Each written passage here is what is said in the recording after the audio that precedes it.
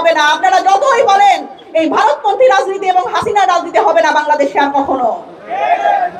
আমাদের পোরশা উপজেলা একটা সীমান্তবর্তী উপজেলা, আমরা দেখলাম মিরপুর সীমান্তে সেই কিছুদিন আগে পুশিনের চেষ্টা করা হচ্ছে। কিভাবে করে আমরা দেখলাম যে ভারতীয় বাহিনী তারা ভারতীয় যারা নাগরিক তাদের বাংলাদেশে ঠেলে পাঠিয়ে দিচ্ছে, কিন্তু তাদের আমরা জানাইতে চাই আপনারা ভুলে গেছেন যে এই বাংলাদেশ আর শেখ হাসিনার বাংলাদেশ নাই। এই বাংলাদেশ এখন বাংলাদেশের মানুষের বাংলাদেশ।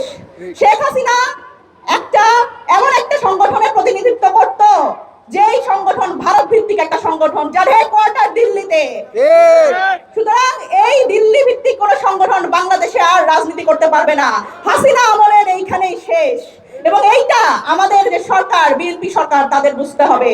আমরা দুঃখজনক হলেও সত্য যে আমরা দেখতেছি যে ফ্যাসিবাদী যেই পক্ষ, যেই ফ্যাসিস্টকে আমরা এই বাংলাদেশ থেকে হটিয়েছি, তাদের যেই দোসররা ছাত্র হত্যা এবং বাংলাদেশে গত 15 বছর দমন পীড়নের সাথে যারা যুক্ত, তাদের কিন্তু আমরা আবার উপজেলায় দেখতে পাচ্ছি।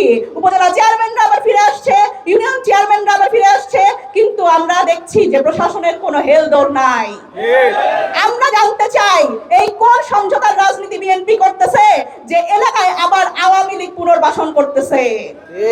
আমাদের যারা জুলাই আন্দোলনে আমাদের যে ভাইরা লড়াই করেছে, যারা শহীদ হয়েছে, যারা আহত হয়েছে, তারা আবার সেই সংখ্যার মধ্যে পড়ে গেছে। সুতরাং আমাদের যারা প্রশাসন, পুলিশের ভাইরা আছেন, তাদের আমরা অনুরোধ জানাতে চাই, সেটা হচ্ছে আপনারা পেশাদারিত্ব বজায় রাখেন, আপনারা কোনো নেগোসিয়েশনে যায়েন না। আমরা বিশ্বাস করতে চাই আমাদের পুলিশ ভাইরা 5 আগস্টের আগে যেরকম সরকারের দাবেদারি করতে হয়েছে, ছাত্রদের উপর গুলি করতে হয়েছে, সেই বাংলাদেশ তারাও আর চায় না। তারাও চায় না আমাদের সাধারণ মানুষের সাথে দূরত্ব সৃষ্টি করতে। সুতরাং আপনাদের বলি, আপনারা মানবিক পুলিশ হন।